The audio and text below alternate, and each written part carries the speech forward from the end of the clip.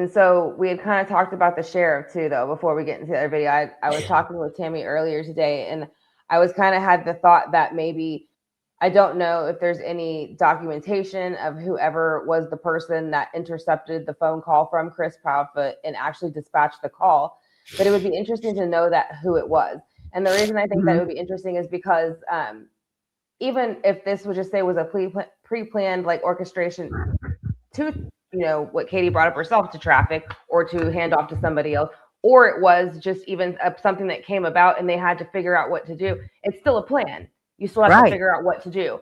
So, I mean, if I was going to call anybody, whether it be the emergency line or the non-emergency line, and tell somebody my child's missing, I can't find them right now, I would expect that person to react and like, oh my gosh, let's get everybody out. Let's, do the Amber Alert. Let's, and two, I'd probably, if I was a sheriff, I'd probably like, why did you call 911 first? But let's go ahead and do all this and get it started, right?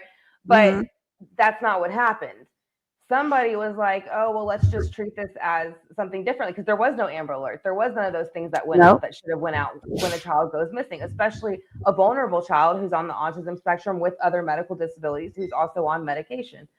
So I just think that whoever picked up that phone and dispatched the call the way it did was part of the plan.